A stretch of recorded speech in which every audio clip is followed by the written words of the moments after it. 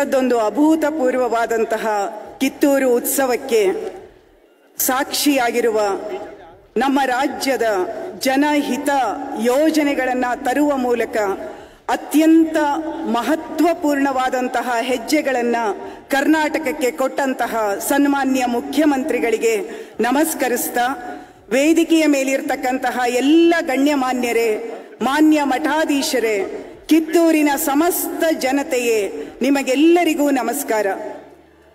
ಈಗ 200 ವರ್ಷಗಳ ಹಿಂದೆ 1824ರ ಇಸವಿಯಲ್ಲಿ ಯಾವ ನೆಲದೊಳಗೆ ನಿಂತುಕೊಂಡು ರಾಣಿ ಚೆನ್ನಮ್ಮ ಸ್ವಾತಂತ್ರ್ಯವೋ ಸ್ವರ್ಗವೋ ಅನ್ನುವಂಥ ಘೋಷಣೆಯನ್ನ ತನ್ನ ಜನಗಳಿಗೆ ಕೊಟ್ಟಿದ್ದಳೋ, ಇಡೀ ಭಾರತದ ಇತಿಹಾಸದಲ್ಲಿಯೇ ಮೊಟ್ಟ ಮೊದಲ ಚಲೇ ಜಾವ್ ಅನ್ನುವಂತಹ ಬ್ರಿಟಿಷರ ವಿರುದ್ಧದ ಒಂದು ಘೋಷಣೆಯನ್ನ ಮೊಳಗಿಸಲಾಗಿತ್ತು.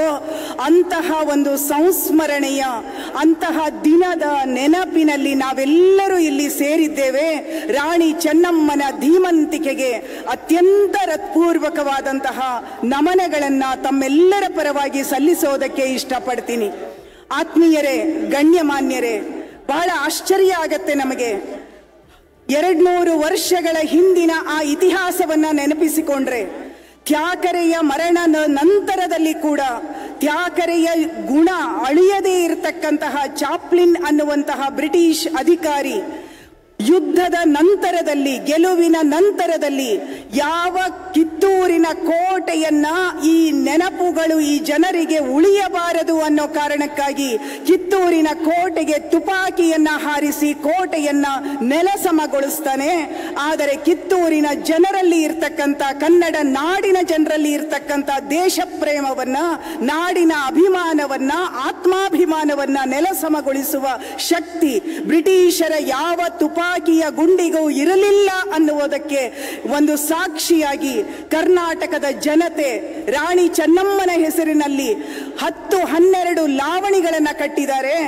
ರಾಣಿ ಚೆನ್ನಮ್ಮನ ಸೊಸೆ ವೀರಮ್ಮನ ಹೆಸರಿನಲ್ಲಿ ಲಾವಣಿಗಳನ್ನ ಕಟ್ಟಿದ್ದಾರೆ. ಕಿತ್ತೂರಿನ ಜನತೆ, ಕಿತ್ತೂರಿನ ನೆನಪು ಅನ್ನುವಂಥದ್ದು ಅಂಥದ್ದೊಂದು ಅಭೂತಪೂರ್ವವಾದಂತಹ ನೆನಪು ಅಂತ ಹೇಳೋದಕ್ಕೆ ನಾನು ಇಷ್ಟಪಡ್ತೀನಿ. ಮತ್ತು ಇವತ್ತಿನ ಈ ಸಂದರ್ಭದಲ್ಲಿ ನಾವು ನೆನಪಿಸಿಕೊಳ್ಬೇಕಾದಂತಹ ಸಂಗತಿ ಏನು ಅಂತಂದ್ರೆ, ಕರ್ನಾಟಕವನ್ನ ಆಳಿದಂತಹ ಯಾವ ರಾಣಿಯರು ಕೂಡ ಬ್ರಿಟಿಷರ ಅರಸೊತ್ತಿಗೆಗೆ ಸೊಪ್ಪು ಹಾಕಿಲ್ಲ ಅನ್ನೋದಕ್ಕೆ ರಾಣಿ ಚೆನ್ನಮ್ಮನ ಇತಿಹಾಸ ಕೂಡ ಒಂದು ದೊಡ್ಡ ದಾಖಲೆಯಾಗಿ ನಮಗೆ ಸಿಗತ್ತೆ. ಅಂಥದ್ದೊಂದು ಅಭೂತಪೂರ್ವವಾದಂತಹ ಗಳಿಗೆ, ಸಂಸ್ಮರಣೆಯ ಗಳಿಗೆ ಇದು ಅಂತ ಹೇಳೋದಕ್ಕೆ ನಾನು ಇಷ್ಟಪಡ್ತೀನಿ. ಹಾಗೇನೆ ಇವತ್ತು ನಾವು ಬಂಡವಾಳವಾದಿ ಆಲೋಚನೆಗಳ ತೆಕ್ಕೆಯೊಳಗೆ ಸಿಕ್ಕೊಂಡಿದ್ದೀವಿ. ನಮ್ಮ ಆಲೋಚನಾ ಶಕ್ತಿಯನ್ನ ಯಾವುದೋ ಒಂದು ವಸಾಹತುಶಾಹಿ, ನವ ವಸಾಹತುಶಾಹಿ ಇವತ್ತು ಅಪಹರಣ ಮಾಡ್ತಾ ಇದೆ. ಆದರೆ ಈ ನೆಲದಲ್ಲಿ ನಿಂತ್ಕೊಂಡು ನಾವು ರಾಣಿ ಚೆನ್ನಮ್ಮನ ಬಗ್ಗೆ, ರಾಣಿ ಚೆನ್ನಮ್ಮನ ಆ ಧೀಮಂತಿಕೆಯ ಬಗ್ಗೆ, ಅವಳ ರಾಜಕೀಯ ಚಿಂತನೆಗಳ ಬಗ್ಗೆ ಮರು ಆಲೋಚನೆ ಮಾಡುವಂತಹ ದಿನಗಳು ಇವು ಅನ್ನೋದನ್ನ ಹೇಳೋದಕ್ಕೆ ಇಷ್ಟಪಡ್ತೀನಿ. ಯಾವ ರಾಣಿ ಚೆನ್ನಮ್ಮ ತನ್ನ ಮಗನಿಗೆ ಭೈರವ ದೀಕ್ಷೆಯನ್ನ ಕೊಡಿಸಿ ಕೌಟುಂಬಿಕ ಮತ್ತು ಸಾಮಾಜಿಕ ಜೀವನಗಳ ಮಧ್ಯದಲ್ಲಿ ಒಂದು ಅದ್ಭುತವಾದಂತಹ ಒಂದು ಸಮನ್ವಯವನ್ನ ಸಾಧಿಸಿದ್ಲೋ ಅದನ್ನ ನಾವು ಇವತ್ತು ನೆನಪಿಸಿಕೊಳ್ಬೇಕಾಗಿದೆ. ಅದೇ ರೀತಿಯೊಳಗೆ ದತ್ತು ಪುತ್ರನ ಸ್ವೀಕಾರದ ಸಂದರ್ಭದಲ್ಲಿ, ತನ್ನ ಮೊಮ್ಮಗನನ್ನ ದತ್ತು ಪುತ್ರನನ್ನ ಸ್ವೀಕಾರ ಮಾಡುವಂತಹ ಸಂದರ್ಭದಲ್ಲಿ ರಾಣಿ ಚೆನ್ನಮ್ಮ ತೆಗೆದುಕೊಂಡಂತ ರಾಜಕೀಯ ಮುಂದಾಲೋಚನೆಗಳನ್ನು ನಾವು ಗಮನಿಸಿಕೊಳ್ಬೇಕಾಗಿದೆ. ಹಾಗೇನೆ ಬ್ರಿಟಿಷರಿಗೆ ಮತ್ತು ಪೇಶ್ವೆಗಳಿಗೆ ರಾಣಿ ಚೆನ್ನಮ್ಮ ಬರೆದಂತಹ ಪತ್ರ ವ್ಯವಹಾರಗಳ ದಾಖಲೆಗಳು ಇವತ್ತು ನಮ್ಮ ಬಳಿ ಇದಾವೆ. ಆ ದಾಖಲೆಗಳನ್ನು ನಾವು ಗಮನಿಸಿಕೊಂಡ್ರೆ ಚೆನ್ನಮ್ಮ ಆಕಸ್ಮಿಕವಾಗಿ ರಾಣಿಯಾಗಿರುವ ಸಂದರ್ಭ ಆದರೂ ಕೂಡ ಅವಳ ರಾಜಕೀಯ ಮುತ್ಸದ್ದಿತನ ಅನ್ನುವಂಥದ್ದು ಎಷ್ಟು ತೀಕ್ಷ್ಣವಾಗಿತ್ತು, ಎಷ್ಟು ತೀವ್ರವಾಗಿತ್ತು ಅನ್ನೋದಕ್ಕೆ ಇದು ಸಾಕ್ಷಿಯಾಗಿದೆ ಅಂತ ನಾನು ಅಂದ್ಕೊಳ್ತಾ ಇದ್ದೀನಿ. ಹಾಗೇನೆ ಇವತ್ತಿನ ಈ ಸಂದರ್ಭದಲ್ಲಿ ಬಸವರಾಜ್ ಕಟ್ಟಿಮನಿಯವರ ಮಾಡಿ ಮಡಿದವರು ಅನ್ನುವಂತಹ ಒಂದು ಕಾದಂಬರಿ ಇದೆ. ಆ ಕಾದಂಬರಿಯಲ್ಲಿ ಒಂದು ಘಟನೆ ಬರುತ್ತೆ. ದೇಶದ ಸ್ವಾತಂತ್ರ್ಯ ಹೋರಾಟಕ್ಕಾಗಿ ಜನ ಹೋರಾಟಗಳು ಸನ್ನದ್ಧಗೊಳ್ಳುವಂತಹ ಸಂದರ್ಭದೊಳಗೆ ಈ ಕಿತ್ತೂರಿನ ಮಣ್ಣಿನಲ್ಲಿ ನಿಂತುಕೊಂಡು ಆ ಕಾದಂಬರಿಯ ನಾಯಕರು ಒಂದು ದೀಕ್ಷೆಯನ್ನ ತಗೊಳ್ಳುತ್ತಾರೆ. ಯಾವ ರಾಣಿ ಚೆನ್ನಮ್ಮ ದೇಶದ ಸ್ವಾತಂತ್ರ್ಯದ, ನಾಡಿನ ಸ್ವಾತಂತ್ರ್ಯದ ಕನಸನ್ನ ಕಂಡಿದ್ದಳೋ ಆ ಮಣ್ಣಿನ ಸಾಕ್ಷಿಯಾಗಿ ನಾವು ದೇಶದ ಸ್ವಾತಂತ್ರ್ಯದ ಹೋರಾಟಕ್ಕಾಗಿ ನಾವೆಲ್ಲರೂ ಒಂದಾಗಬೇಕು ಅನ್ನುವಂಥ ತೀರ್ಮಾನವನ್ನ ತಗೋತಾರೆ.